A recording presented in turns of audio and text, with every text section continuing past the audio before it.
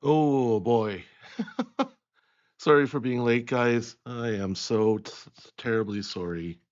Um, this is one of those moments where you have to trust your friends, and then your friends mess things up for you, and, and is like, well, there's no going back now. I've got to turn around. I don't have, it kind of sucks to be you now, but I got to turn around and do my stream because you made me doubly late. So tonight, I really don't like early evening stuff, and here's the reason why. It tends to either people say it's the early evening, and it turns out to be later, much later.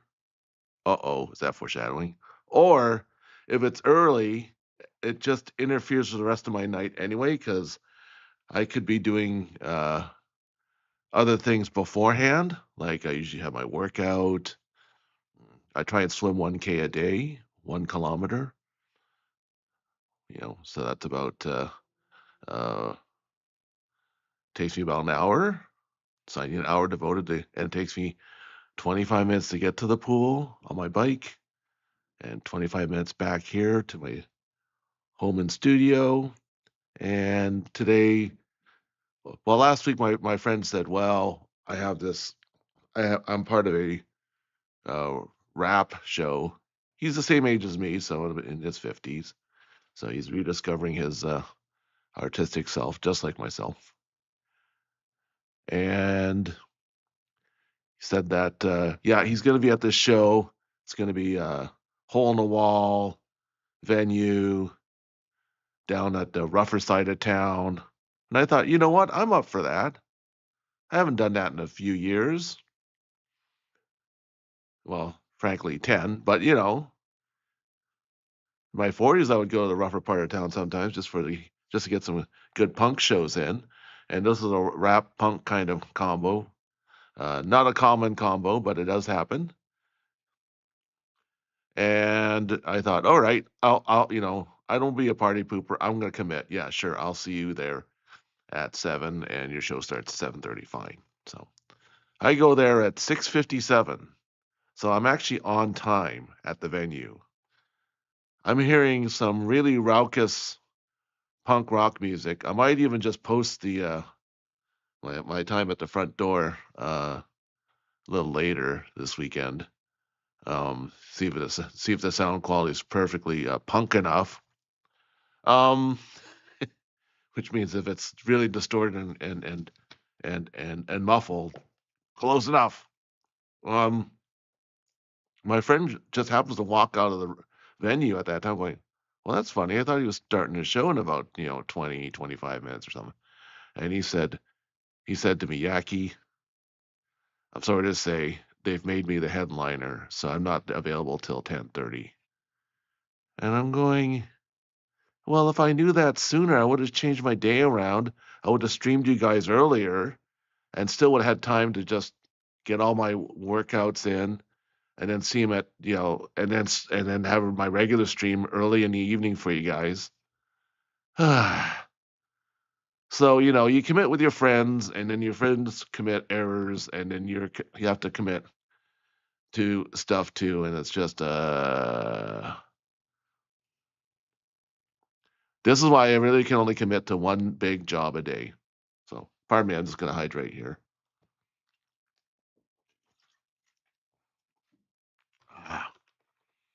Uh, that gulping noise brought to you by ginger ale. So yeah, I feel slightly stupid. Yeah. So I wanted to really just have a clear night of it and talk to you guys about Fan Expo, but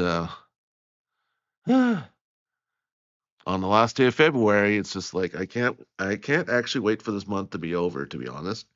Not in a terrible way, but it's been packed with a lot of overwork and a lot of overbearingness from others, and it's just enough's enough. Go outside and play. It's March. March will be here soon. Go outside and play. Enough of your indoor shenanigans and your winter cabin fever. oddities and all this other stuff. Like just scram. Go look at some cherry blossoms. Go chase a potential partner. Whatever. Just scram. Just beat it. Seems like everyone's being rubbed the wrong way.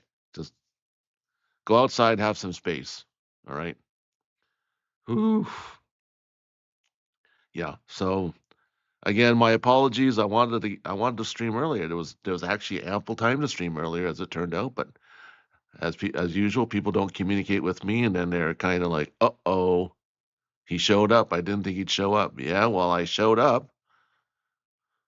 I don't go out, too often, but when I do, I make an effort of it, and I did, and it blew up in my face anyway. So whatever. So that'll teach as usual. My friends learn the hard way. It's like, if I commit, you better commit, or you got to tell me like as soon as possible. So I'm just gonna hydrate again.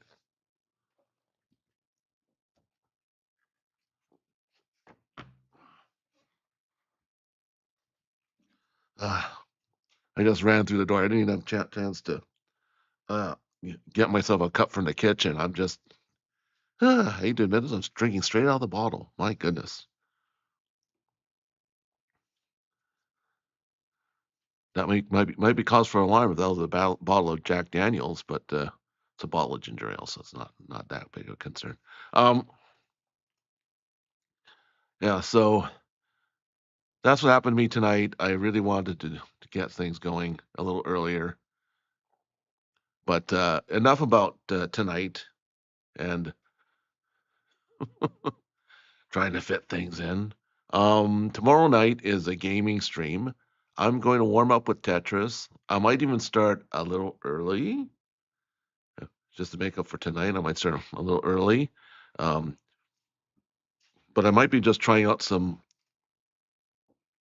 new things because remember I was telling you I was having trouble logging into my Steam. Well, my Steam uh, my Steam account, things have finally got ironed out. They have not.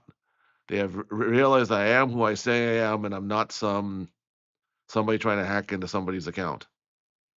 That's the holdup was, and it's like, oh my god. So I had to sit through that rigmarole for pretty much yesterday afternoon. But I had curbed my short attention span and bent it long enough so I can actually stick the landing, and that's what we got. So I'm pretty happy about that. So maybe I'll try some Steam games. Um, yeah, I'm looking. Yeah, gonna try out a controller as well. That sort of stuff. Because as you probably can guess, I'm more of a keyboard guy, but uh, if I'm gonna get serious about gaming, I'm gonna have to get serious about my game controllers. So there you go. I'm gonna give that a try too. All right. So that's tomorrow night, and on Sunday evening at 9:30, and that is not early for me because I finish work after 8, and it takes me a while to get my way over here to my studio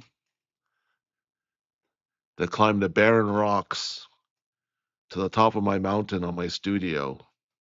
Um, that's actually part of my lore, so just dropping a little bit of my lore. We're gonna be showing another crazy video essay on pets. And some of it is actually not stuff you've actually seen on meme channels. Some of them are actually going to be 20 minutes long. What? Long form pet video? What are you talking about, man? It's gotta be short. It's gotta be short like TikTok, man. Keep it moving. Make it snappy. No, no, no, no, no. That's not how we play here. We're into longer form medium because we've got the concentration power of something longer than a goldfish. All right, not much longer, but a little longer.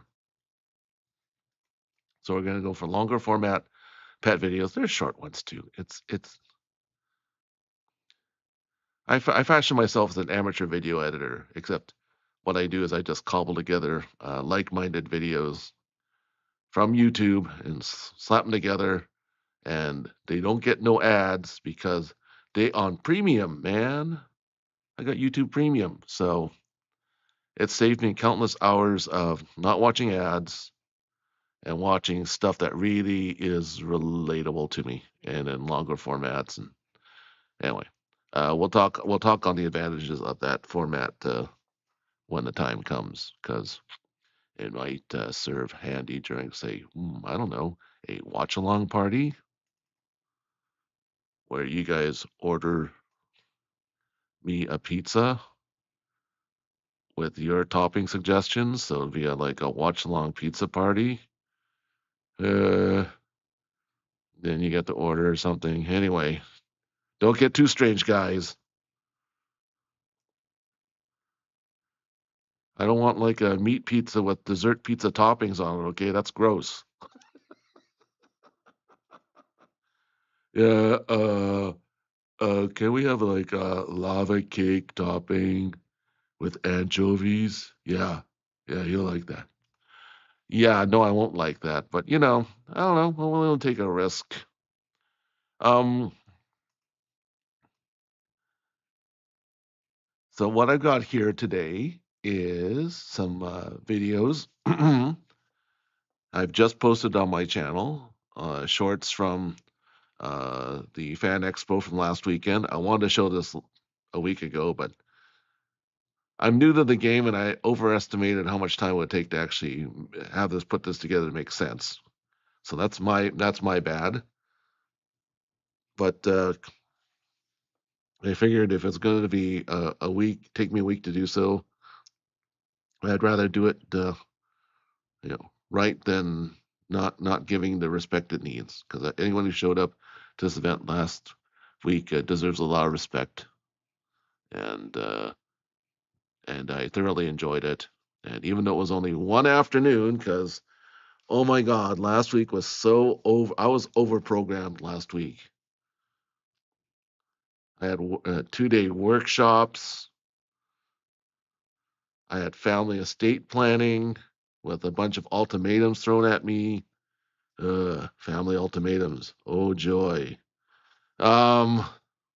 Navigating that. Then I had actually chipped my tooth, so I had to get the week before. So they put a temporary crown on it, and then I was putting a real crown on it. All in that week, like all in last week with the Fan Expo. So it was very, very. It served my short attention span well because I couldn't really dwell on one thing for too long because I had to move on. Move on. Fast forward. Hit the fast forward button. Zoom, zoom, zoom. Yeah. So, but it didn't really afford me a lot of time to stop and smell the roses, right? So at least when I got to see the videos that I posted today, I got to reminisce and think about, oh yeah, that was the cool thing about last week, and oh, I remember this bit and all this other stuff. So it did give me a chance to pause and reflect and sort of think of that fun afternoon on Friday at the Vancouver Convention Center for the Fan Expo. The next big event there will be in August, I believe, for the Annie Revel for the Anime Revolution, where I was there last year to catch a concert with Doki Bird and Mint. Oh God, it was so scuffy though, but I still enjoyed myself because hey, it's Doki Bird and Mint, man. The dynamic duel. Yes, yeah. Anyway, so hopefully I'll have some highlights from this year's event coming up in August. So I can't wait, to be honest. Yeah. All right. Enough yapping.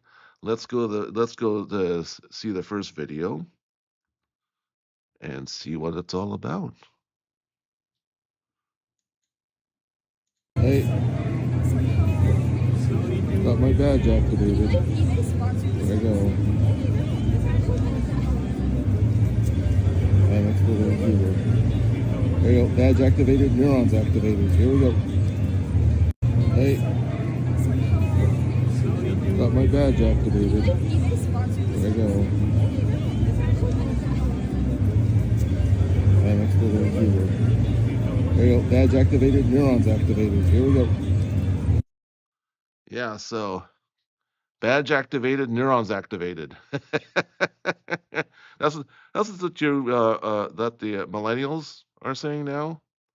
The Gen Ys. I don't know. Neurons activated. All right, all right. You know, I'm trying to stay up with the parlance of these young folk. Right. Although you won't catch me saying skibbity. All right. Okay, you did catch me, but that wasn't a negative. So yes, it took it took seemingly forever to get that badge activated because, like I said, I have to move my schedule around to accommodate these sort of things and give it my full attention. So I already just rushed my workout, which fortunately was well before this event, so I got time to rest and relax and then get going. But the sign up with my celebrity meetup, and those 500 plus of you who have already seen the video, thank you very much. You already know who that is. But yeah, I'm going to post a photo of myself and said celebrity, the final result, yeah, sometime this weekend. So yes, I got to yakkify it. I got to Yakki Dachi it. Anyway, you'll see what I mean. So yeah, so the time was running short because the sign up I had meet up with him was basically a little bit over an hour after the doors actually opened. So I came in shortly after the doors opened. There was a huge lineup. People needed to authenticate their passes and stuff and get them activated. Of course, there's these cool, hip, young people who know exactly what they were doing. It's their first, it's not their first rodeo and these sort of things. This is my first time at Fan Expo. Like, I didn't know what to expect. I don't know anything. I came in there with no preconceptions. I didn't want to read the schedule too much outside of my appointed time with the said celebrity because I just wanted to be a first timer. I didn't want to be spoil it for me or be prejudiced. Just show up, see what you got. You know what I mean? And so, yeah, that's what I meant by neurons activated. I was ready to go, but it took me 50 minutes to make it through the first bunch, and I'm going, oh my God, am I going to spend most of my time just lining up for things and not actually engaging with the events? That's foreshadowing. All right, on to the next video. And oh yeah, here we go. And 2032, it's going to either fly by, close, or hit. And can you pronounce the name of the asteroid that hit the Yucatan that destroyed almost everything? Godzilla? No, I don't know that one. Where do you go to school? I hope it's not a Canadian school, it sounds terrible. Yes. It is?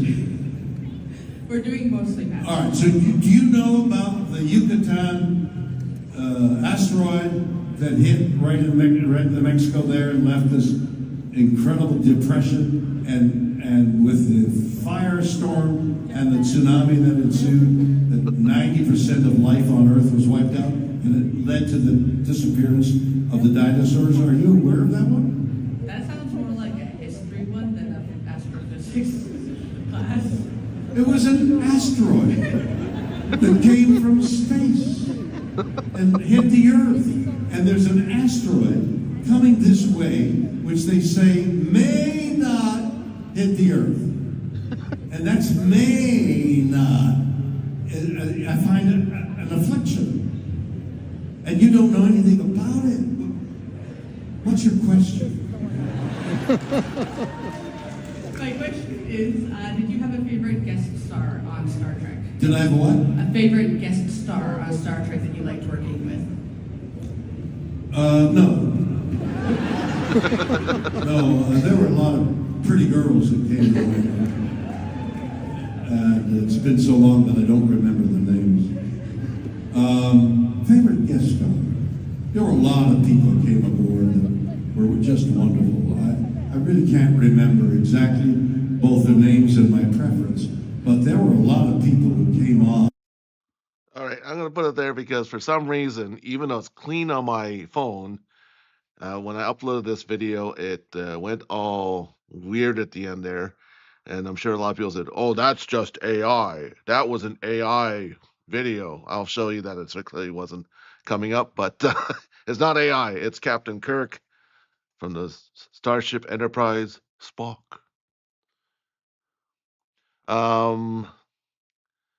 Yeah, that's my very bad Captain Kirk impersonation. Spock. Good work, number one. Engage. Make it so. Earl Grey, hot. See, I'm more of a Picard impersonator. I can't really land Captain Kirk, even though he's can be stereotyped with a certain cadence in his speech pattern. Um, uh, so I have a bad Kirk. I think I have a slightly better Picard, but anyway, that's sorry. Are my next generation roots showing? Yeah, I guess they are. I'm more of a TNG guy kind of guy, like I mean, I watched a lot of TOS. Don't get me wrong, and 8-year-old me was really really excited in meeting Captain Kirk at this convention and meeting him in person in the photo booth for the photo thing, which should be coming up this weekend. The end result, but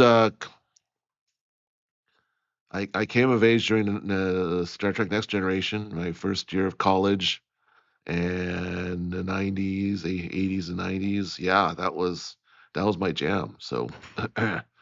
Not gonna lie, that was far more. Uh, frankly, it was the Borg. Come on, it was the Borg. Yeah, yeah, Romulans, fine, fine, but the Borg, they were, those guys were scary. So yeah, I went to see. The reason why I signed up for Fan Expo was to see William Shatner, Captain James Tiberius Kirk of the Starship Enterprise. Um, and he was just talking about the killer asteroid that was supposedly going to strike Earth in 2032. Now, a couple days after that talk, NASA downgraded the odds of it to actually striking Earth, but at the same time, it's still not a zero yet. So, this still could prove rather prophetic. He was also slightly roasting for the context for those people who weren't at the talk. The context was that there was an astrophysicist student um, from the University of Victoria who asked him the question about who was his favorite guest star in Star Trek. Um, but he wanted to talk to her because she said she was studying astrophysics about the asteroid coming in about the Earth, about to hit the Earth, and she didn't have an answer for it because she said, well, I'm in astrophysics. I'm not into like the history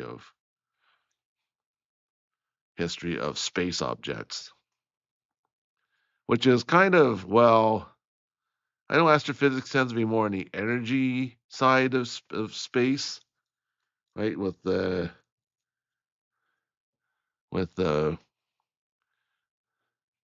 gases and gamma rays and stuff like that, but there's also some good old fashioned Newtonian physics involved, right? Like you get a big rock big enough, heavy enough, and speedy enough pointed at this planet, it go boom boom. All right, that's physics to me too. It's not. It ain't. It's not. It's not. You're not using working with atom smashers. You're working with planet smashers. Okay. Anyway, priorities, folks. Let's see what else did he talk about. Ears base Oh. art.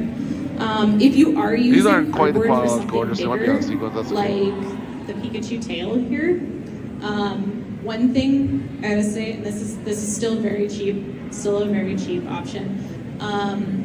Back. So if you're doing cardboard, sandwich in between the cardboard popsicle sticks, because ears base art. If you are using cardboard for something bigger, like the Pikachu tail here, one thing I gotta say, and this is still very cheap, still a very cheap option. Back. So if you're doing cardboard, sandwich in between the cardboard popsicle sticks. All right. So those your crafting class that you did back in grade 3, where you're using popsicle sticks to glue together to make some, I don't know, maybe a log cabin or a fort.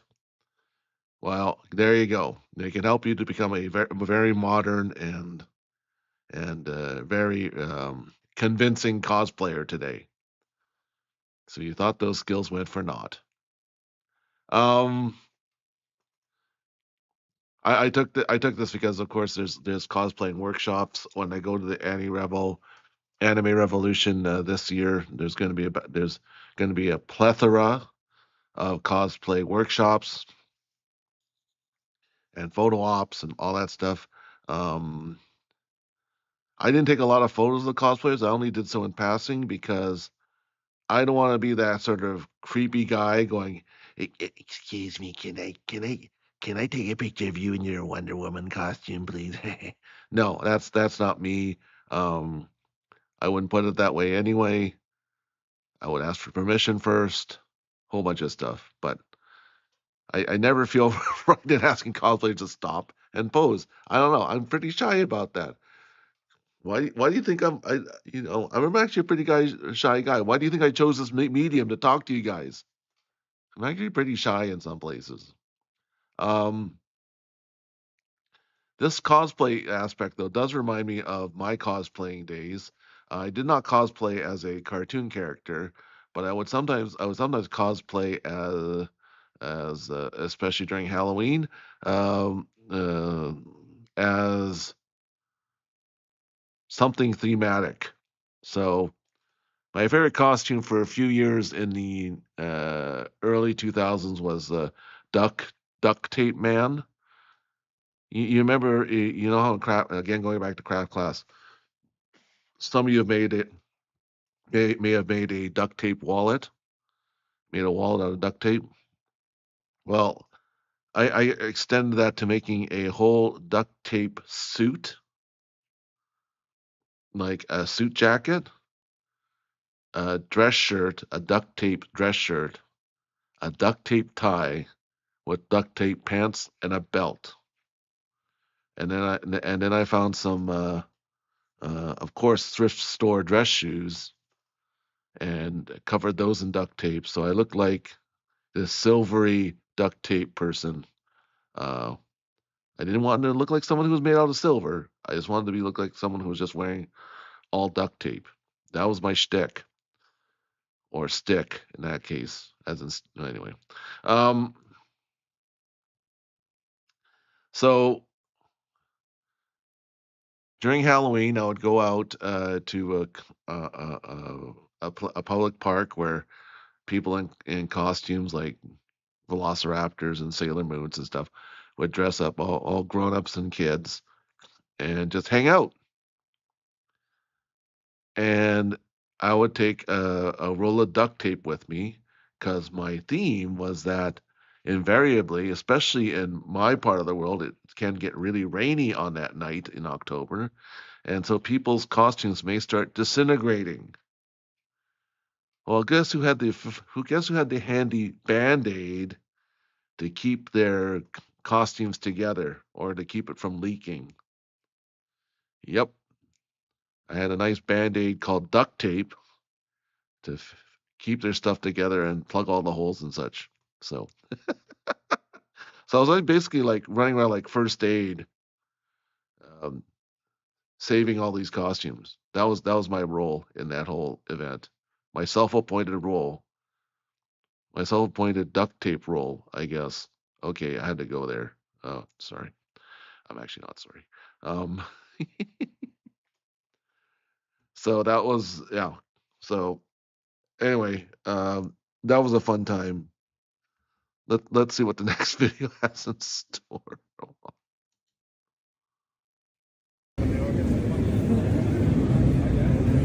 Ah, yeah, okay, so we're slightly out of sequence, but they just made it past the activation zone for my badge, and then lo and behold, if you look down Is there in the anybody corner, here with a VIP ticket? Yes, VIP ticket.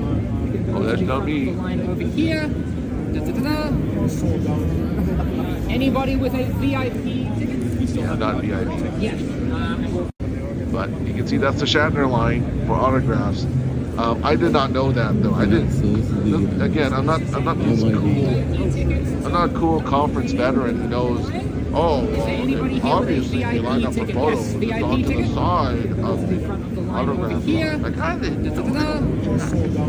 Right? So I was lined up in the wrong place, and I was lined up here for a good 20 minutes when it dawned on me. Hey, everyone's getting their stuff signed. I'm here for the fan photo.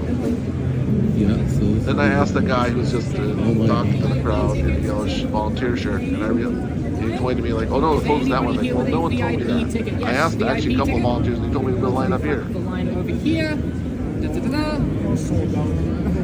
Anybody with a VIP ticket? You still haven't gotten your ticket? Yes. All right. So I got misdirected. Pardon me.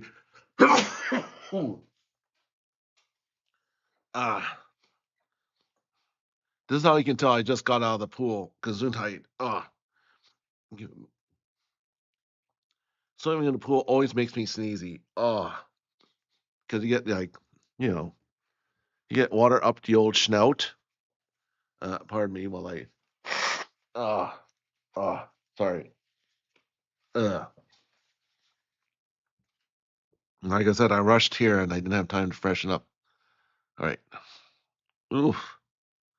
My apologies. Here we go. Next one. Look at that. That's a joke.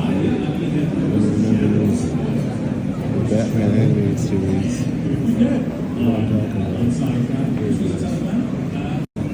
Play it again. Look at that. That's a joke. The Batman animated series.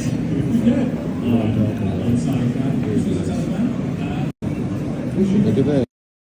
All right, so do look at that. That is, of course, the Joker mask for World's Finest Comics. So it was a exclusive cover for Fan Expo for sale. And it's the mask with the animated series Joker, because Mark Hamill, aka Luke Skywalker, was the voice of the Joker on the Batman animated series, and was a very good Joker, actually. I'm actually thinking that Mark should actually reprise his role as the Joker in one of these live-action Batman movies. That'd be cool, right?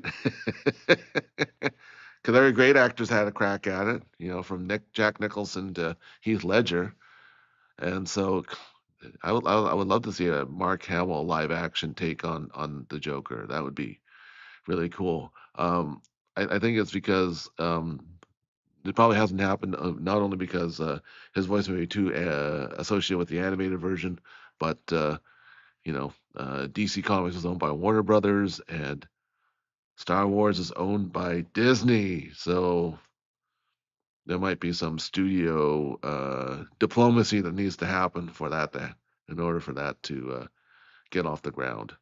But I'd love to see it. I would pay to see that. I would pay to see. I mean, Joaquin Phoenix has done a great job as well as the Joker, but I'd love to see a Mark Hamill live action Joker. And if you agree with me or not, comment below, man. Let's make this thing happen. And if anyone remembers the Batman animated series, that was so cool. I really enjoyed that. All right. Let's see what the next one holds. Again, this might be out of sequence, so I'm sorry if it is. Those are the wrong methods. So I could see him and Stave just like vibing together but not talking. Like they respect. I could see them respecting each other and not really being friends.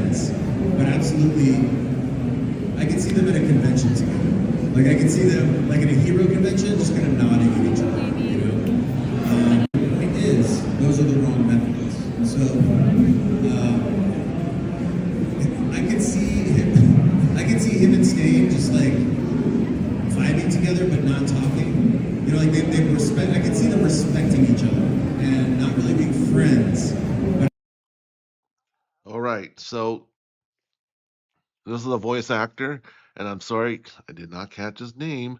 I cannot find. I can't remember when I took this, so I don't remember who was talking. But they had voice actors speaking about their roles, um, either in animated series or dubbing for Japanese anime, and I sat through his talk as I had time to do so before the other events. So again, I wish I had 3 days there. Oh man, every time I take in these conventions, I'm just like, the people who have like the full event pass, VIP, get to skip the lines. Oh, I'm no, no, I don't want a super yacht, in Monaco, docked beside the Monaco Yachting Club with all the other one percenters. I actually just want there's a few things I want from VIP, and one would be a comic book convention. The other one would be the San Diego Comic Book Comic Con, right? That would be kind of crazy. Yeah, similar to the conventions in Japan, possibly. That would make me my lottery ticket experience. If I won a lottery ticket, that's what I'd be into. Yeah. Or, connections. Who knows? Work the industry connections there, Yaki. Just do it, man. All right, I'll try. Let's see what else we got here. Oh, more Ramble Shatner. a little bit because I got to know the house and tell you what I've got in mind to be doing this summer, partially, and then just because it's exciting. I went to the Antarctic a month or so ago. Ramble a little bit because I got to know the house and tell you what I've got in mind to be doing this summer, partially, and then just because it's exciting. I went to the Antarctic a month or so ago. So yes, William Shatner continuing his talk. So this is slightly out of sequence, so my apologies. But he was continuing his talk, and I managed to get him to talk about the big picture you saw of me was from his simulcast screen, which I had a better view of. But this is from my actual view of the stage, and so I wanted to get a shot of him, not from a screen, but from the stage. And he was talking about visiting Antarctica, and there's a follow up on that as well. But the one I wanted to capture snippets because I really just want to watch and just vibe with the whole scene and the guy himself without the phone in front of me. So he talks about his time in Antarctica, and he said it was a very weird experience to be standing there and getting off um, a research vessel of some sort, and he's looking at this, and there's for as far as the eye could see, it's just barren snowy landscape, no trees, no people, nothing, just a barren snowy landscape, and then just on the one corner is just a densely populated uh, flock of penguins. Just penguins and snow. That's it. So if you ever just want to draw like the shorthand version of Antarctica, yeah, if you just draw a penguin on an iceberg, you pretty much nailed it. You're done. Yeah. Oh yeah. Forget trying to do North America in like just a one picture scene. Just forget it. But Antarctica, yeah, we got you covered. Um, he'll go on about who else he ran into on the vessel. I'll cover that in a bit, but I just want to give you the sort of scale of the event and how far back, how many rows there were. It's just, oh my god, that's great. And then I'll show you the picture of me with Shatner on my community posts later this weekend. There you go. So look for it. And also, by the way, if you're already in this far, like and subscribe, please. I want to get to 50 subscribers by, let's say, by Easter. 50 by Easter. All right? So tell your friends, and better yet, tell your moms and dads. Relatable and stuff.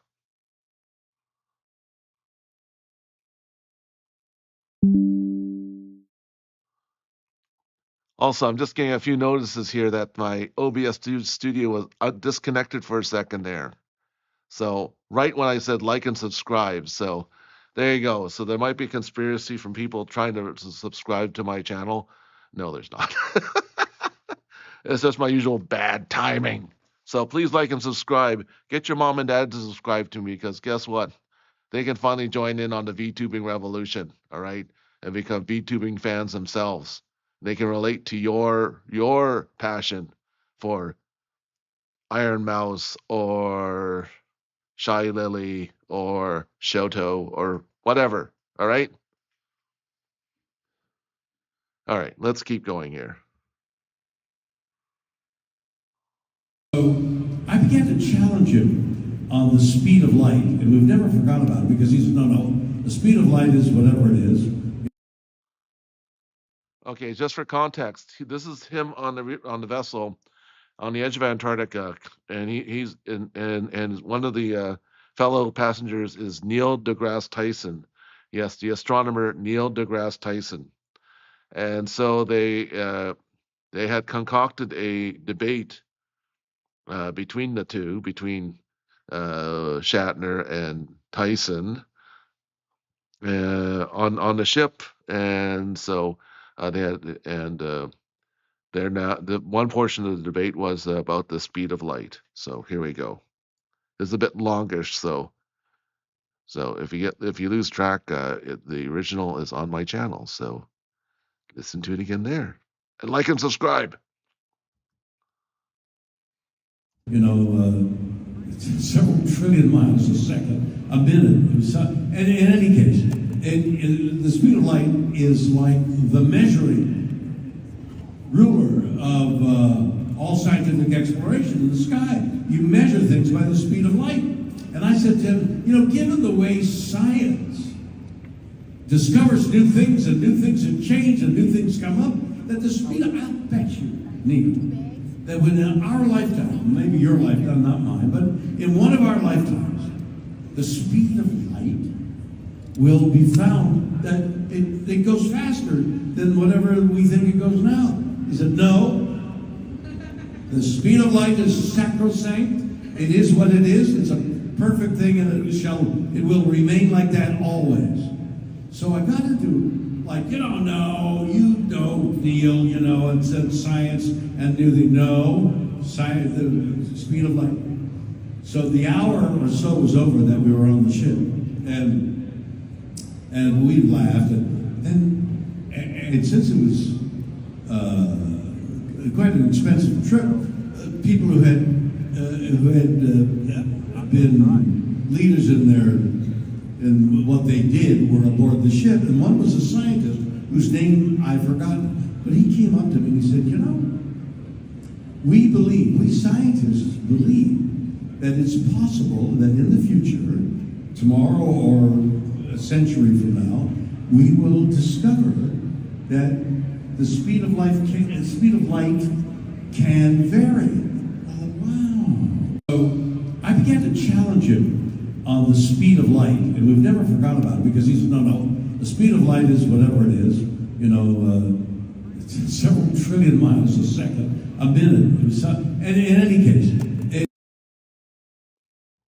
Yeah, so Neil deGrasse Tyson and William Shatner were debating the speed of light.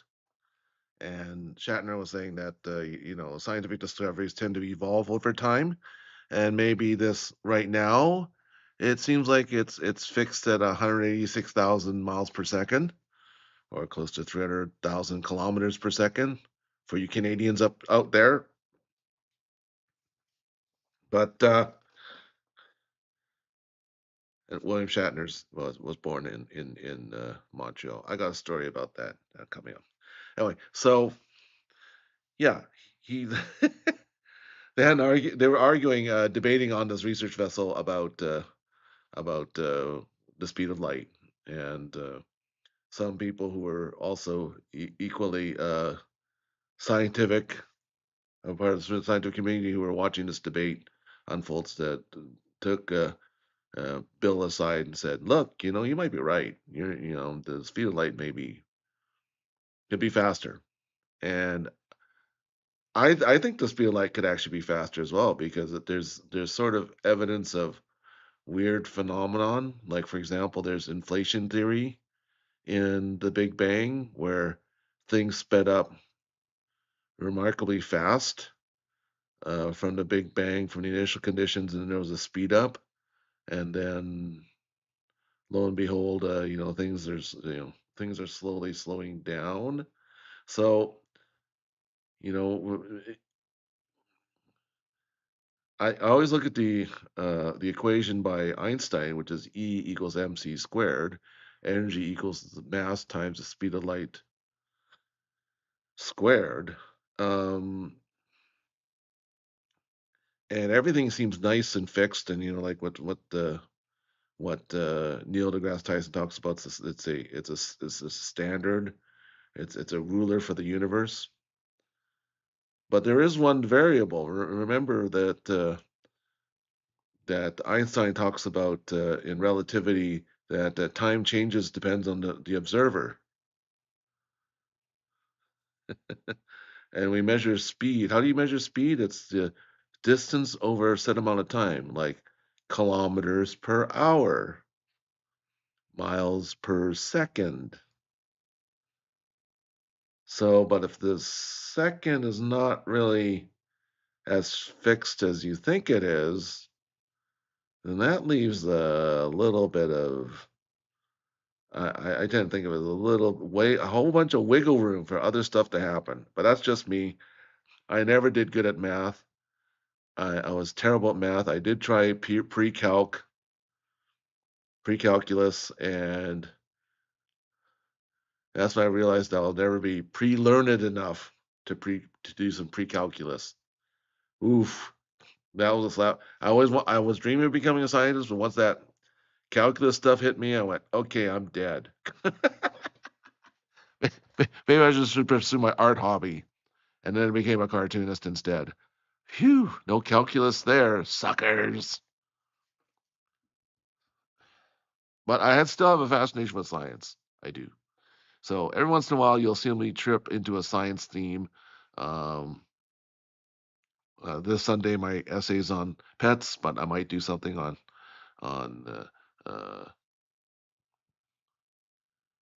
quantum computers and that sort of stuff. All right. Anyway, moving on. All right. This is Artist Alley. So I want to take a little walk away from the talks, that sort of thing, stretch my legs, watch some cosplayers in their natural environment, some cartoonists. Yeah, I wish I had more time to do all the cartoonists, because I was just, and some merchants and their wares. There was an artist table, and actually wrapped around the whole back end of Artist Alley. It's quite extensive. I missed out on Tony Drummond, the famous DC comic book artist. Did a lot of stuff with Batman and Nightwing. Anyway, his chair was empty because his flight was delayed.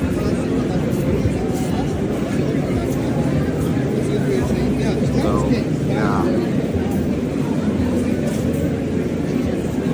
kind of a crazy week for flights in North America. As you probably heard about the. That's not the place to stop there, right? All right, I'm not stopping there. There's a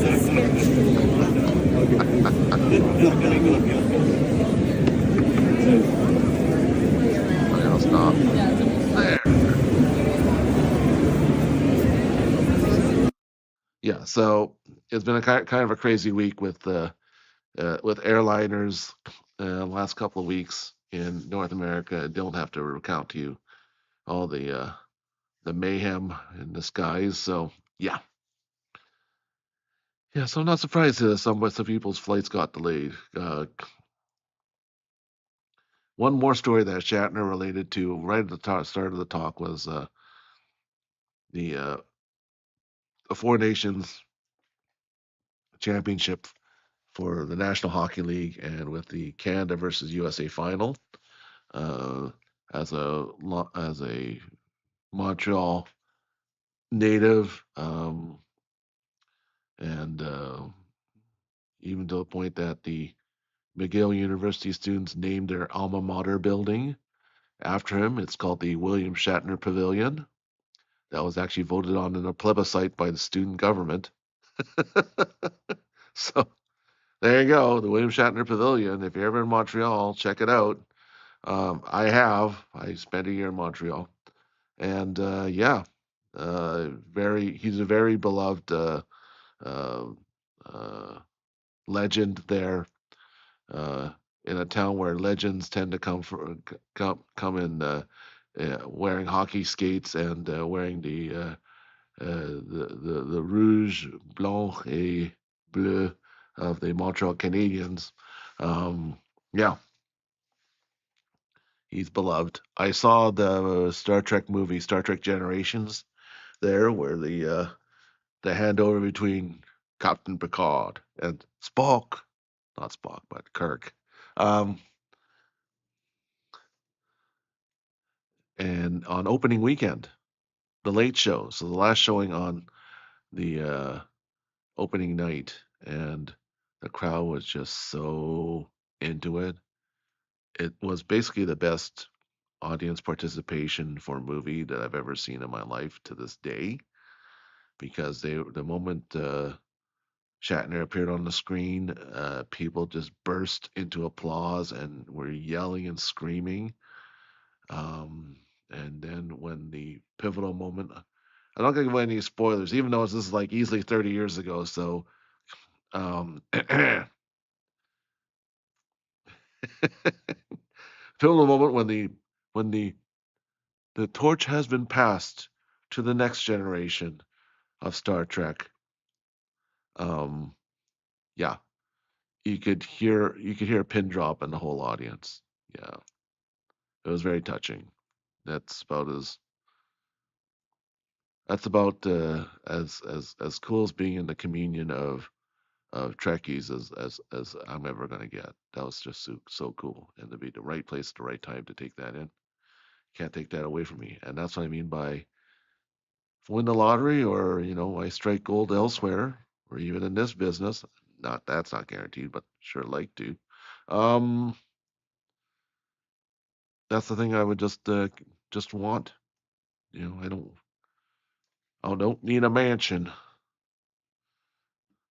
I might just buy a big house just to hide all my anime figures, though. Not gonna lie.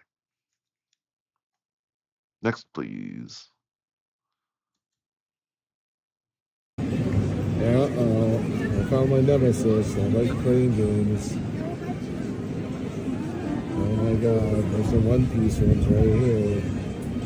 Alright, maybe I'll give it a try. This short track is streaming turns to 2 hours. Yeah, I found my nemesis. I like playing games. I love great Oh games. my god, there's some One Piece ones right here. Uh-oh. Alright, maybe I'll give it a try. This short track is streaming turns to 2 hours.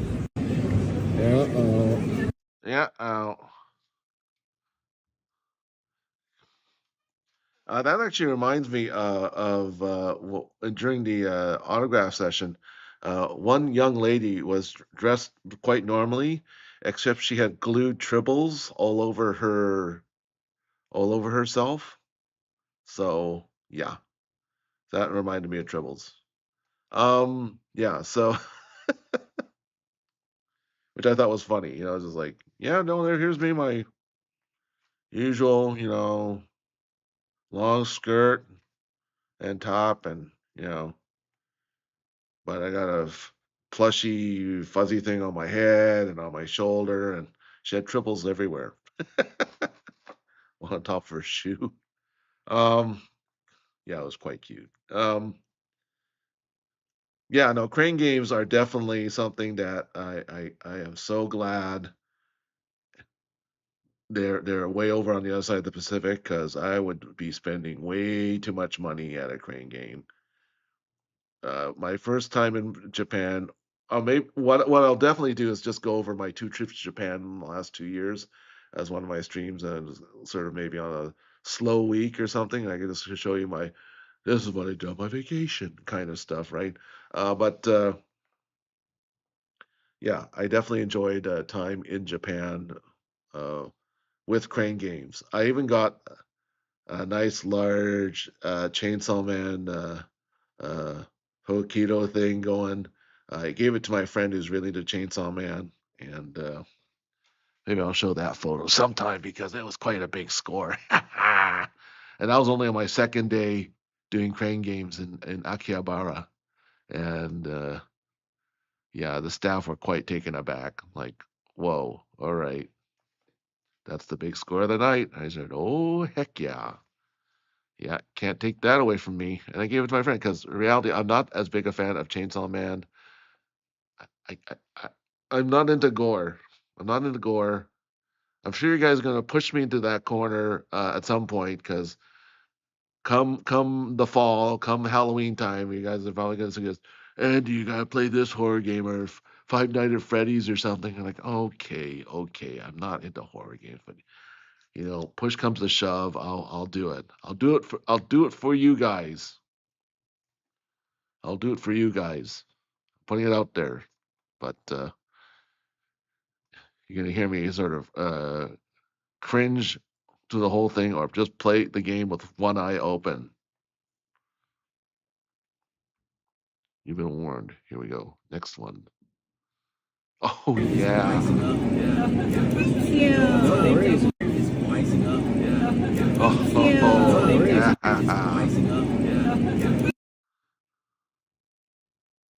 Yeah. They had an original Donkey Kong there from 1980 something. Anyway, 81. I think what he said. It was so cool. I mean, yeah, we've all played emulator versions of this game or whatever, but to see in its original form factor, um, the jump button was a little sticky, not gonna lie. It was beat the heck out, but it was free play, and it was put on by a brewing company, Gorilla Brewing in Victoria. I lived in Victoria for 5 years, so I have a soft spot for that city. So many great mom and pop shops there. I have to say, yeah, yeah, some of the best mom and pop shops anywhere. Really good bakeries. I really hope the Mount Royal Bagel Factory is still there, because that's best bagels outside of Montreal. Oh God, yeah, those good times. But Donkey Kong. So Mario, the invention of Mario in Nintendo. Nintendo was arcade games long before Donkey Kong. But that's what invaded. That was their global hit. Before that, they were doing carnival games and that sort of thing. Maybe I'll find a documentary on the pre Donkey Kong era of Nintendo. Yeah. There's also a Nintendo Museum in Kyoto, Japan, which I think I should. Yeah, I should give that a visit next time I'm in Kyoto. So that's for sure. Um, yeah. So I got to play this one. I'll post a video of me playing that as soon as I can figure out how to Yakkify that picture as well, and that'll be posted hopefully this weekend. But it was so much fun, and it took me back to the days when that thing was stealing quarters from me at the tender age of, you know, 12 or 13 or wherever the heck it was.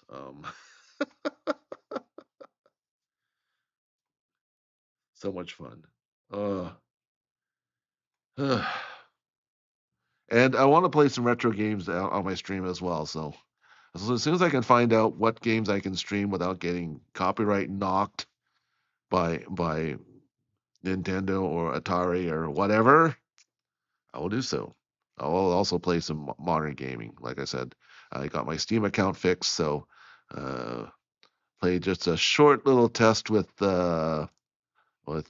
Stumble Guys, that battle royale platform game. Um, but I don't think I have the right equipment to play with that. But tomorrow I'm starting to stream at 9, which affords me a lot of time to shop around in the shopping district downtown and see if I can scare up a good controller to play that game with and a couple other ones, right? But I might just warm up with Tetris anyway because I'm actually getting decent at that. For those of you who followed me in the last stream, my Tetris score is basically quadrupled since the first day. So there you go. Much to my surprise. Okay, next game, next video.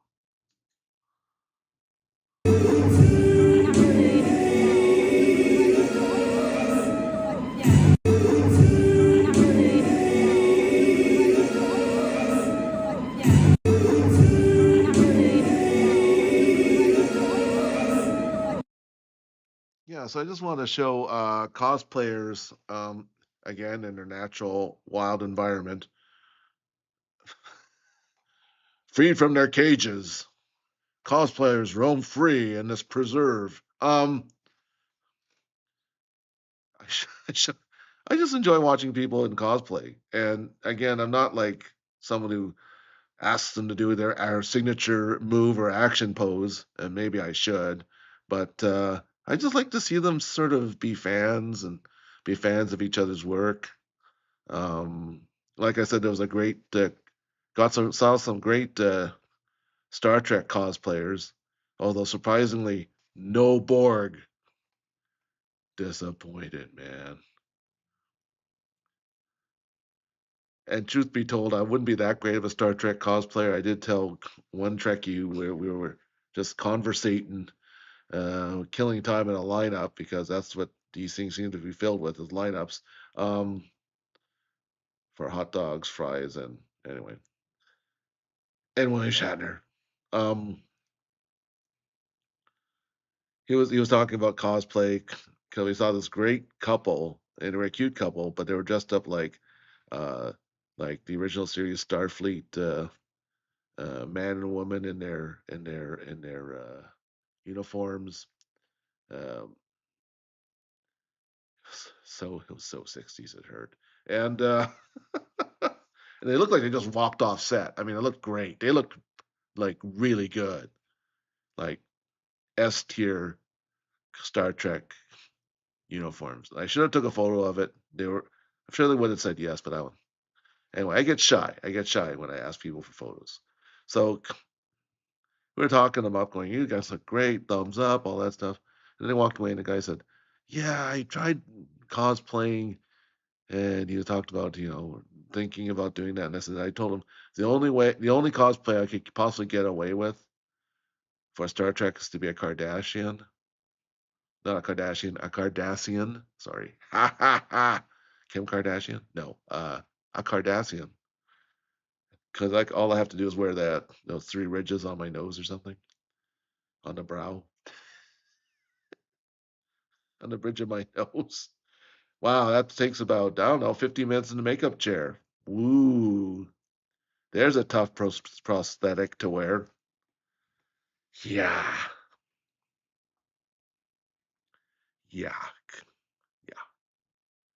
Although I have sat in Arnold Schwarzenegger's makeup chair in a trailer here when I was a movie extra, and they put me in the makeup chair for I was an extra for Will Smith's iRobot actually, and they wanted me to get. I had really long hair at that time, even longer than one I'm sporting now, and like pretty much down to the belt line, and they wanted to do it braided up for me for this one shot scene because it was iRobots kind of takes place in the future, so they wanted me to have a funky futuristic hairdo. And so I'm sitting in the chair, and then while I was waiting for the makeup person to ask me to sit down, I was reading the plaque on the back, and it said, um, "This chair was used by Arnold Schwarzenegger filming in this town," uh, and it gave the date and stuff. And I'm going, "You can actually make plaques for makeup chairs. This is a heritage makeup chair. This is a makeup chair of historic significance." I didn't know there was such a thing, but yes, Schwarzenegger was in that chair, and now so was I. Wow, that was kind of cool. Uh, maybe when I show a compilation of movie stunts or something, I'll talk about my time. I did some very lowercase m minor stunt work. Yeah. Yeah, these people were lining up. Well, again, I didn't get the schedules. I just wanted to be surprised by things or not to the previous jump shows. So I could just jump in. But they were warming up for something. There were people going woo and cheering and stuff at seemingly random moments. So I don't know what they were doing. And because I wasn't part of the in crowd, man, I was with the cool kids, man.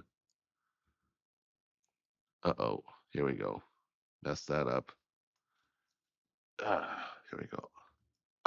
That's what I was looking for. Oh, maybe that's it. Is that the last video? Okay. Let me just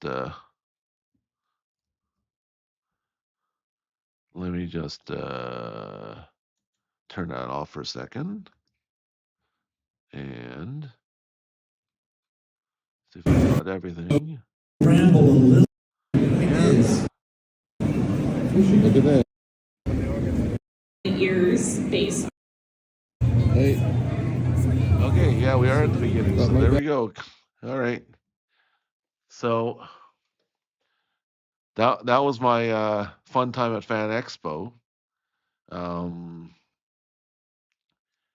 if you want anything for me to see at future conventions, I missed. Oh yeah, couple of things I wish I had time to go see. Right on Sunday they had an idol show. This is what I mean. I wish I could just take the weekend off from work sometimes, but I work in essential services. It's hard to do. But um, what I'd love to do is just spend time watching the Idol weekend. This was opening day, so people were still kind of, not all the guests were there, not all the merch had arrived. The weekend guests were just coming into town. Some of the people who were, some of the big names who were coming in, uh, had not quite arrived yet. So it was kind of like a rolling start, right? And yeah, I wish I could seen the whole thing. Oof. And then I missed an idol meetup at the east side of Vancouver the weekend before.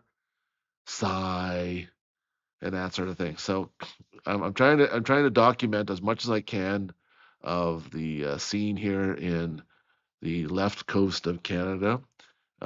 That's one of my missions for this channel. So if you like me to continue with that, please like and subscribe to support me on this. Uh, you know what? I think Fan Expo actually did a recap video. So let's see if we can find that. And this gets me uh copyright struck, then so be it. I'll just won't I will not I'll just edit it out. So Fan Expo recap 2025.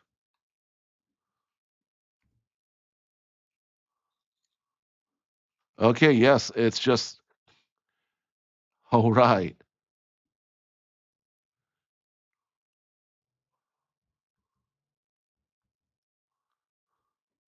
Okay, so. Okay, hold on. Okay, so it'll show you all the other dates I missed, and I'm going to pop it up on the screen here, and you can see like, oh my God, what is that? And then we're going to be like, sorry, dudes. I will show you the magic of OBS. So I'm going to now grab the corner, shrink that down a little, and then move the dimensions around. There we go.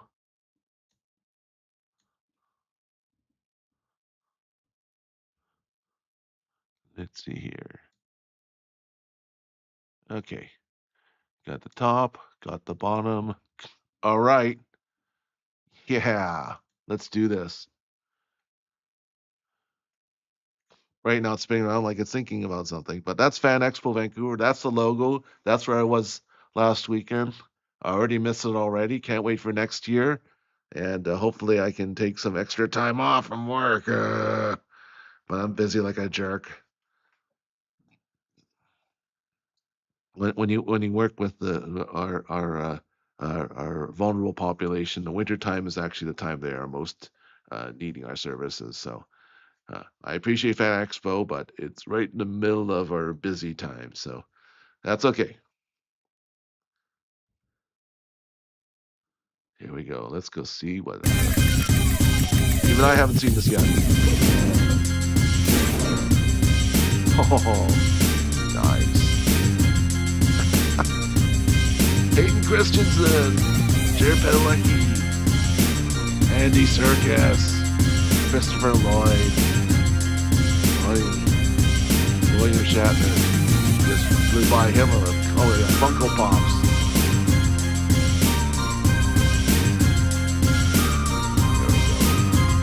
Oh yeah. The Ford, Artist Alley. Oh yeah, the cars. I forgot the cars. Honestly, it's not a lot to not like. I'm having a great time meeting everyone, seeing all the vendor halls, all the cosplays. Great time. I love it. I feel like all the nerds have just come to exist in one place. It's really unifying, and I love it so much. This is my first ever Fan Expo. I got a lightsaber, and I feel so badass. I'm having a great time. Yeah, everyone was trying lightsabers, man.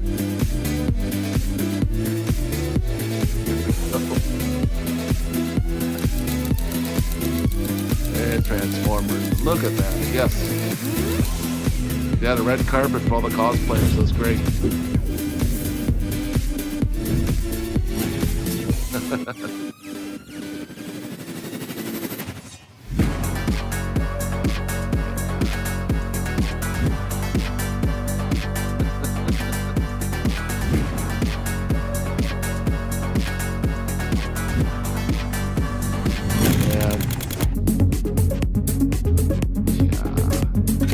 Panels are great too. Oh, jeez. Shatner.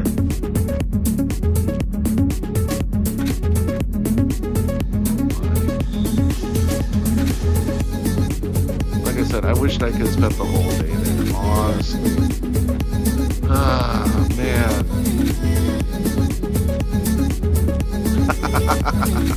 That's cute. I missed that one. There we go.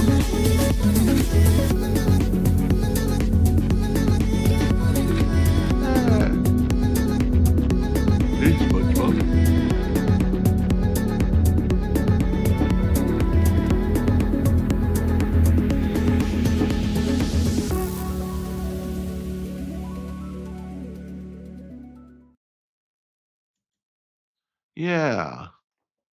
And let me just give you just one more thing to think about. All right. There. Oh my God. All right. You know what? I turned it off too soon. Okay. You know what? There's a couple of other more fan videos. I'll give you my last thought in a second here. But here we go. Ha ha! Someone did take a picture of the cars. There you go.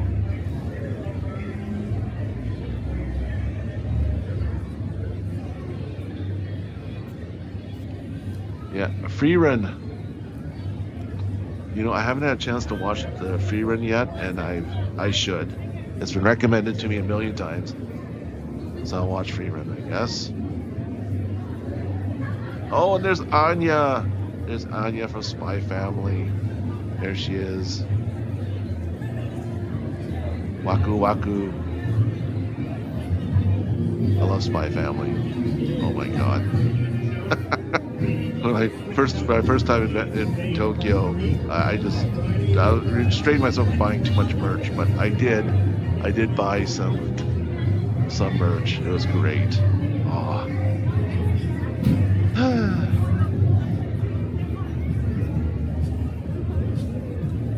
Yeah, that's where the main stage was. That's where all the big talks were.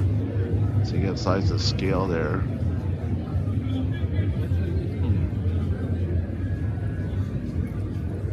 Yeah, and some retro cars because Christopher Lloyd was there. And of course, that's Back to the Future, so that means some 50s stuff. And being Vancouver, that's close by to a city called Burnaby, which happens to be Michael J. Fox's hometown, for those of you who don't know. So he's a local kid. Yeah.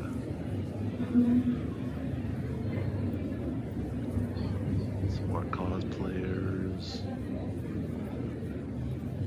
Oh yeah, the Dakimuras. That's the first thing. I didn't want to really focus on that because I just like, wow. But you know what? It's helped me consider what would my Dakimura look like. And I'm running. My manager has different ideas. Then we're having a disagreement over this right now. So maybe I'll bring up the dirty back office politics later. But my manager, he doesn't.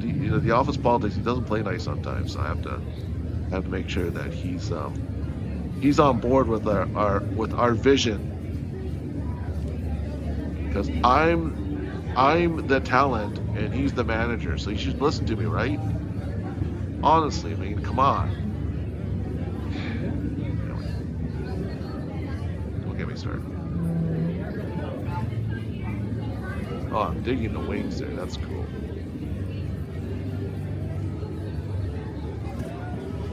Let's see what else I can reminisce about. Yes. The trading. The trading place there. So many Funkos. Oh my God. I'm not a fan of Funko Pop, especially what they did to SpongeBob and to kind of off-putting. I'm me and Sea Dog, Connor, Sea Dog VA. We're on the same boat. I mean, I wouldn't like cancel someone for having Funkos, because secretly I actually do want to get the Baby Metal set of Funkos, because they actually don't have any figures of any Baby Metal members of any sort. So I guess I'll have to quote unquote settle for that. In case you haven't followed me from the first chats, I'm a Baby Metal fan. I even got to see them perform live in my hometown, and I'll show footage of that sometime as well on a slow week. Why not? You get to see a bit of a concert from fan cams and my cam. There you go. That'd be fun content right there. Show you my metal side. Comic book collections. Oh my God. I just want to stay away from that because I would be there for the rest of the weekend. Show what show? I was just looking at comics, man.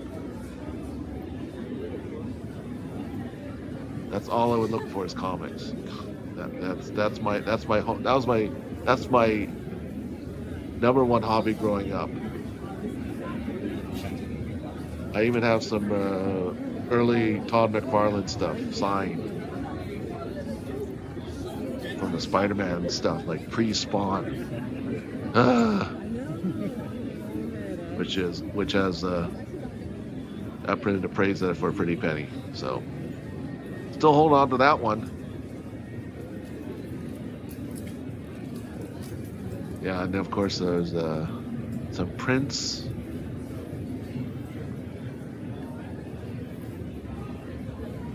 And we're getting into some light boxes. Oh yeah, the posters. Yeah, I remember this section here. Some LED stands, some night lights of a lot of VTubers.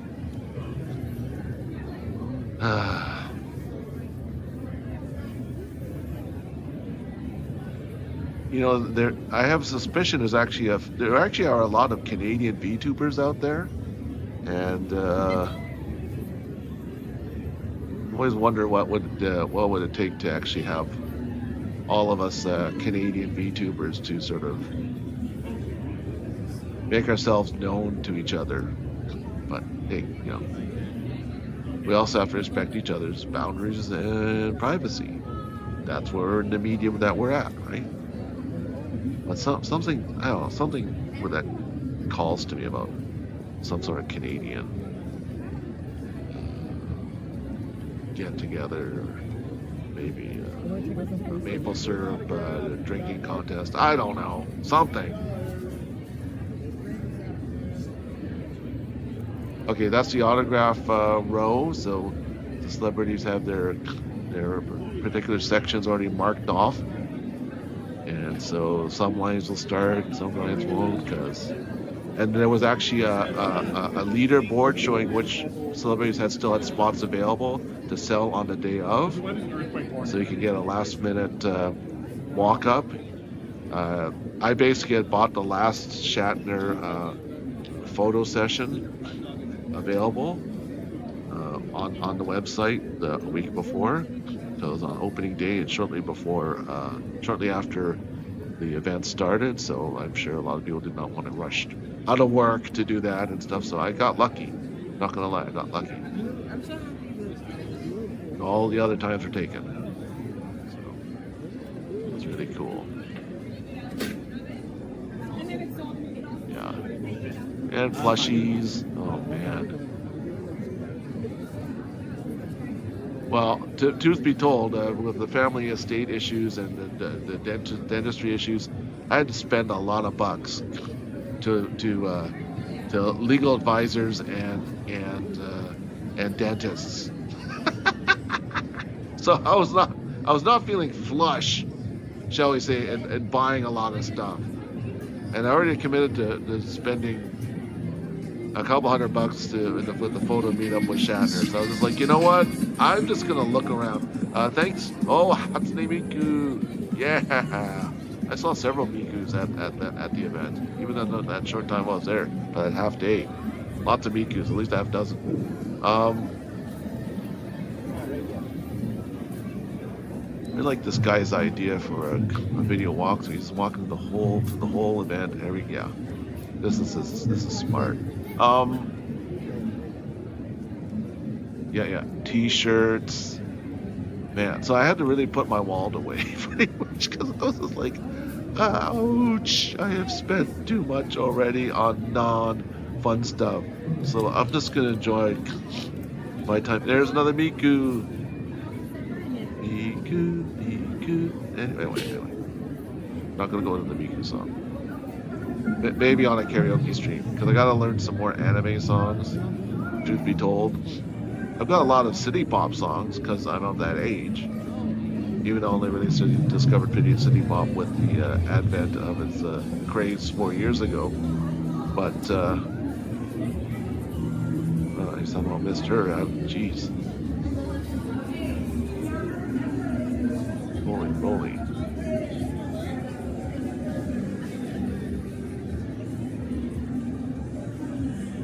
very striking couple there. Wow.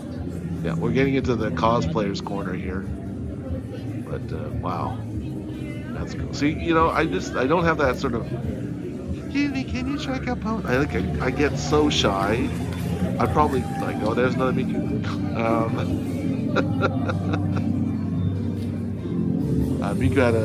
Hatsune Miku had an official concert near UBC last year. So there you go, University of British Columbia, just outside of Vancouver there. This is the red carpet for the cosplayers. So basically, when you step on the red carpet, you're consenting to be photographed. I wasn't in so much of a hurry just to see the whole event. I didn't really stop to do this.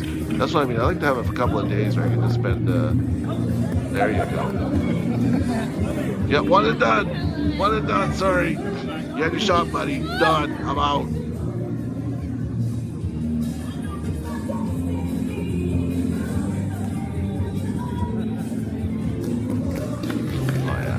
Give him a hand. It's, you know, chances are some of these people were furiously working on their costumes till the last minute before even showing up. So I heard that a few times when people were just furiously getting stuff sewn and thrown together at the last minute before they walked out the door. So it's not easy. And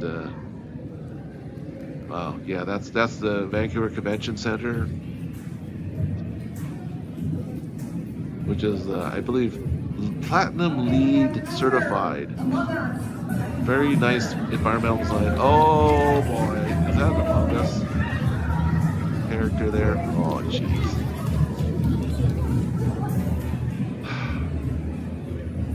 Wow. Oh yeah, that's the saber shop for your lightsaber fans out there. Yeah. Yeah, and that's anime gear. See, I'm not as much into superhero anime. I'm more like slice of life. What? So Bochi the Rock really hit hard with me. It was like, oh my god, this is great. So I've been a Bochi stan ever since. So season 2 of Bochi's just come out. So I will do my take and review on Bochi the Rock so far, and actually walk through the settings of Bochi the Rock in Tokyo. Which from where the actual locations of where some of the scenes take place. So I'll be showing that soon, because now it's back in the conversation. Same planet. Okay, I'll save Mercury or Neptune. Maybe Neptune needs it. Oh, maybe this one too. Maybe the one I'm standing on. Maybe it's I guess.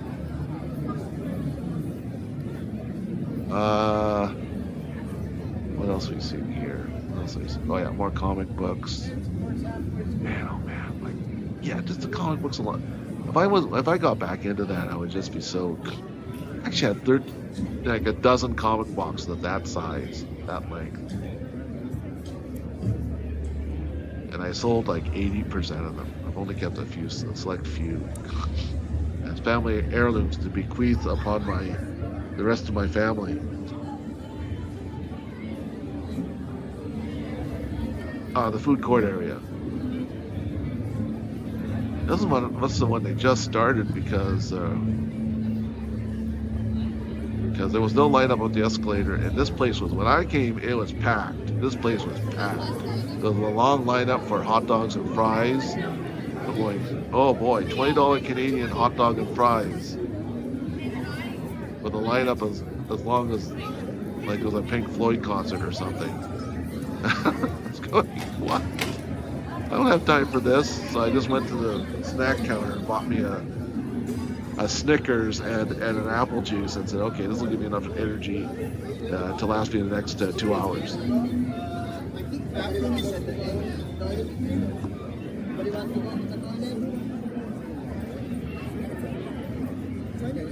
That's right. Be a good anime fan and recycle your garbage. There we go. Oh, there's the guy with the wings. Oh my god. Those are cool.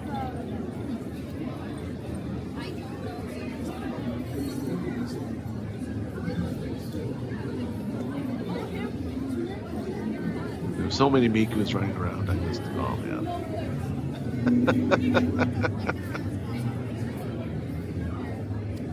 I even have a Hatsune Miku keychain just staring at me right now that I got from a Lawson's convenience store. I think it was inside some candy. It was a premium thing inside some. Oh yeah, it was macadamia nuts, chocolate covered macadamias. Oh, that was actually pretty good. Wow. Let me just check.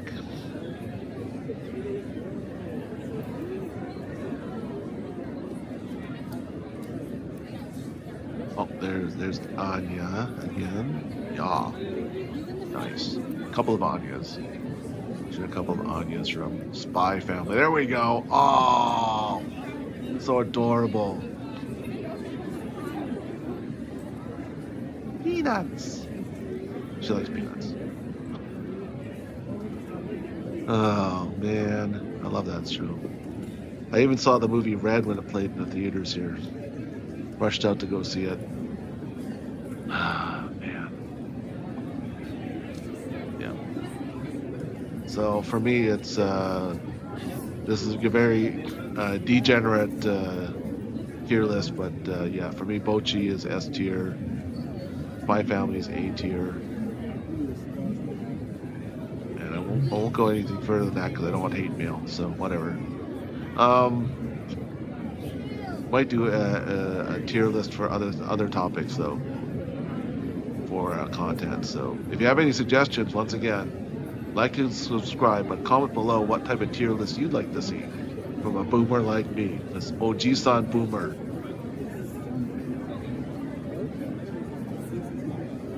Other content as well will be about relationship advice because, oh my god, I've been through so many relationships, good, bad, and sideways.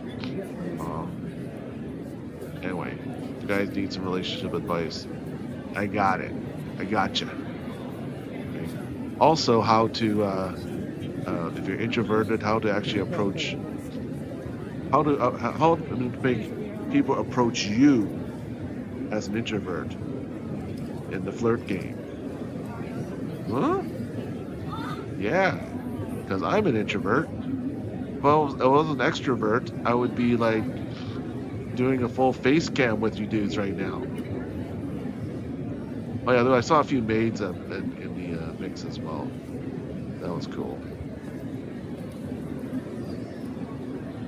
Especially that, you know, I've been actually to a maid cafe and in Akihabara and been trying to see a concert of Bandmaid at some point, and that's my bucket list. Bandmaid concert, bucket list. Perfume concert, bucket list. One OK Rock is playing here in Vancouver in a couple of months. I might actually go see them. Yeah. Just cuz. There we go.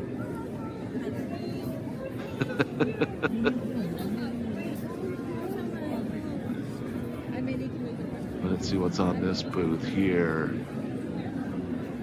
Oh yeah, some more sort of movie poster kind of stuff. Great costume there. Another good one there. Oh boy.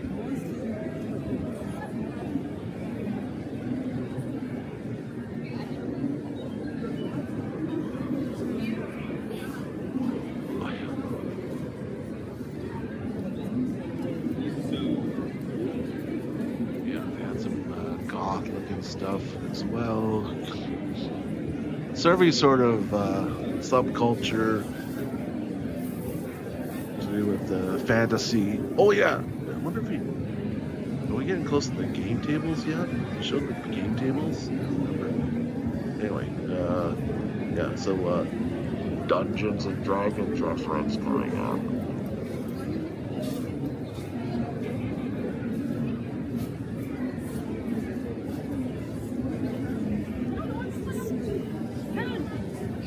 And the other thing I had to miss was lining up to see Shatner was I missed the Sailor Moon cosplay meetup.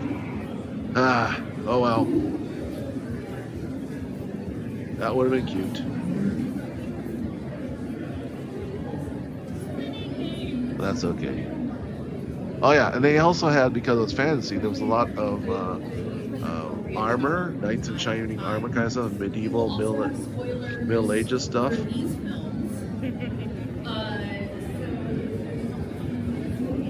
is really cool. Yeah, and this is the Lego area. I forgot to mention the Lego area. So I wanted to take a shot of that, but it was so crowded at the time out there. You couldn't see anything past the person in front of you. It was so crowded. But this is a good shot here. You must have came in early. I'll be on the weekend, good. Because there was a oh yeah, this is probably the VIP opening for the early birds. You had to pay extra to get early birds a couple hours before the main gates open. That's right. Yeah, well, check out this Lego, man. Oh, geez, that robotic Lego and Skibbity Lego. See that Skibbity twice now. She got bonked on the head for that.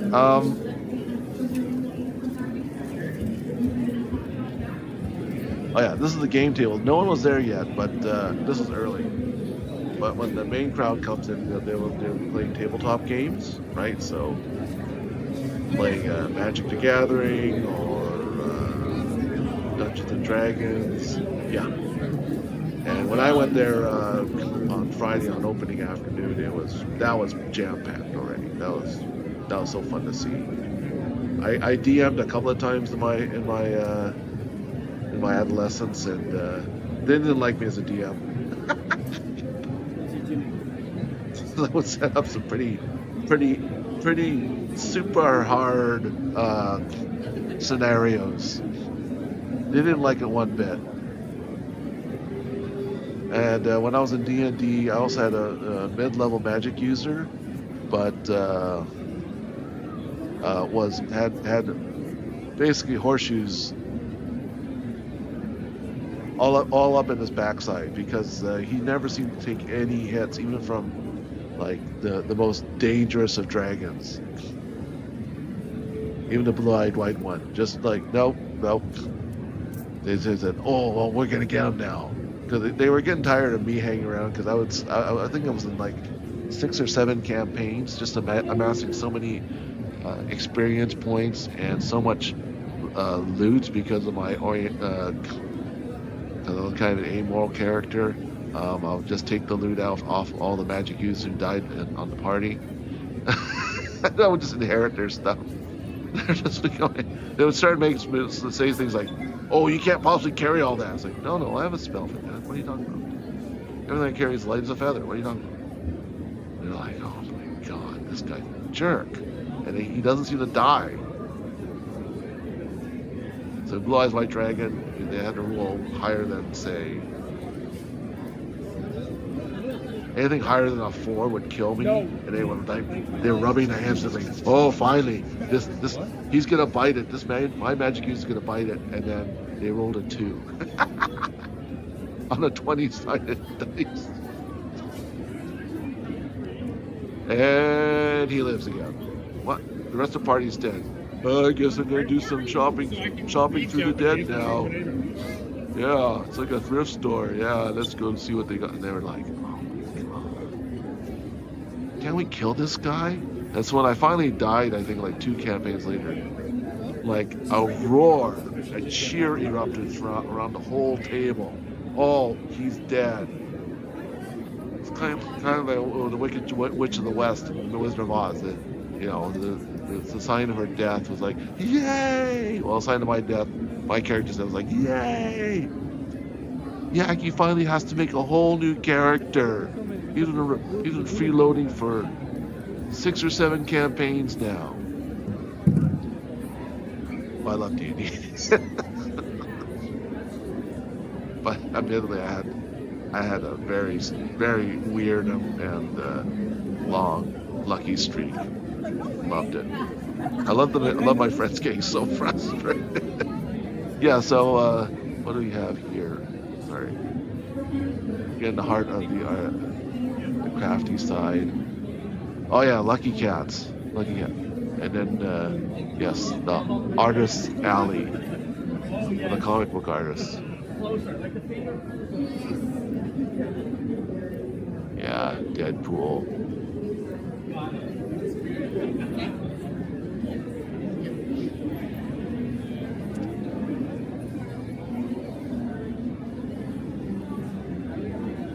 Gift cards.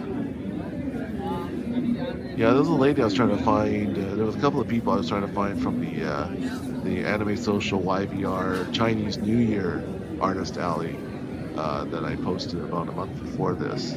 Actually, it was my first. I think it was really my first real shorts. Yeah, it was my first real shorts posting. So the guy playing clarinet in the train car or whatever. Yeah, that time. So I went down the artist alley and talked to a few artists. I tried to find where they were here, but the crowds are so big, and I've got too much short attention span to actually focus on people's faces at the time in the crowd. Like I can't. I can hear voices in the crowd, but I definitely don't see faces. They just all start to wash over me.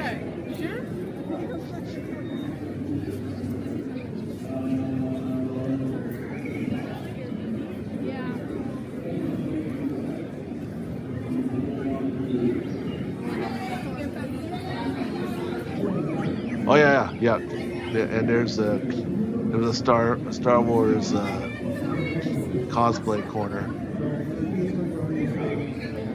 so you can pose and for a donation.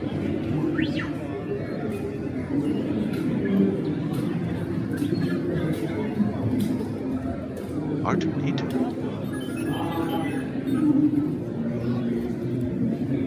Oh, my fan. Another Hatsune Miku. You can see how many Hatsune Mikus there were. Great thing about Hatsune Miku cosplay is that she has worn so many different costumes herself as a character. You can get away with any sort of costume. You just need to get the hair right. If you get the hair and the color and the pony twin tails, you're good, man. Oh yeah, this is a School of Rock. Wait a minute. There may be some shenanigans going. I tell you what, we did a 3, 2, 1, go. This time, Emma, you can start on 3. I won't start until go. Okay? Ready? And 3, Kids area. 2, 1, go!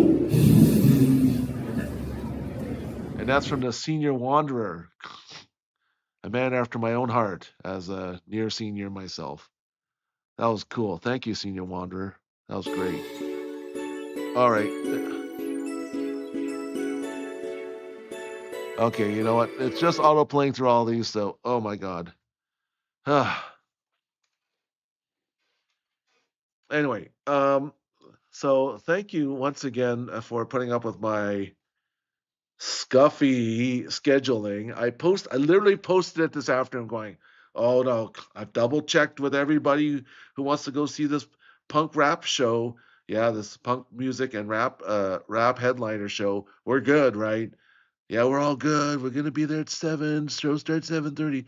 Great. I'll probably leave around 8:30 to do my workout and then quickly run home and do this thing. And then it all fell apart. Yeah.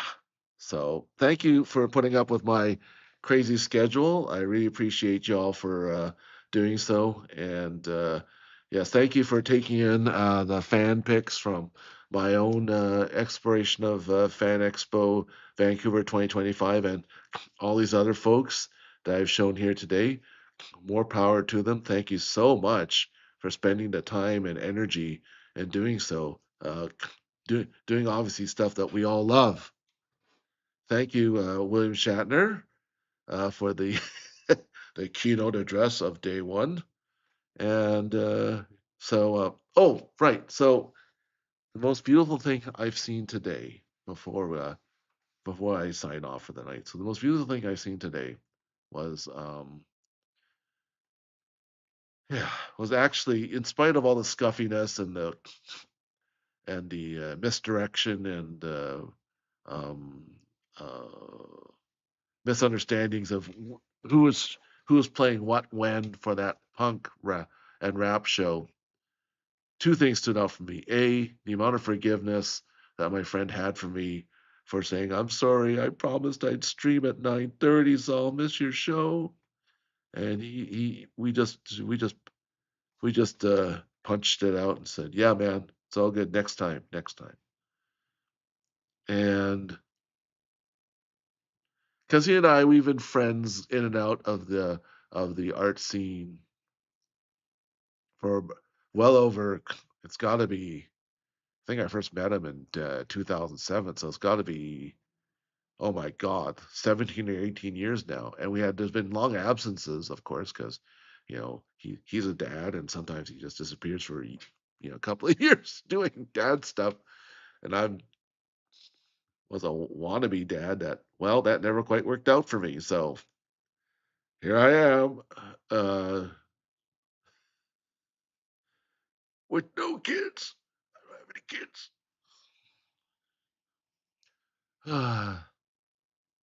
But at the same time, he was busy being a dad, and just to catch up tonight and seeing him pursue his old musical pursuits once again at his age was the most beautiful thing I saw tonight. It's like it wasn't even just a midlife crisis or anything. He had just missed it and he wanted to do it again. And even was in a sort of a slapdash venue. It reminded me of the old sort of skater punk warehouse shows I used to see in my time in Victoria.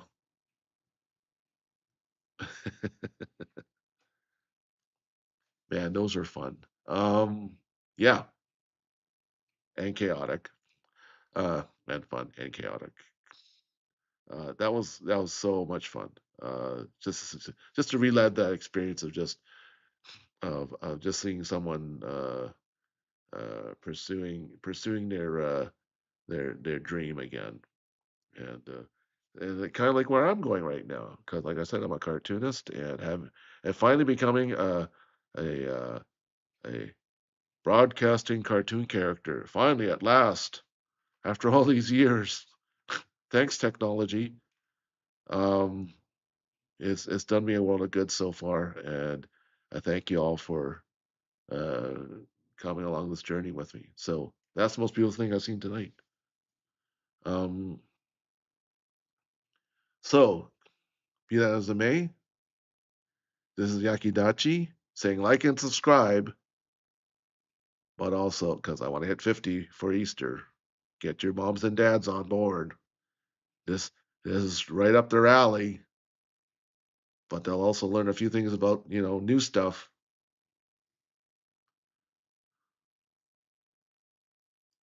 Um, yeah, so this is Yakidachi saying that if you look hard enough, you'll find something that's beautiful every day.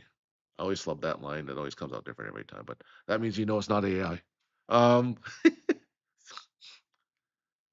saying peace out. We'll see you tomorrow with a game stream. Yay!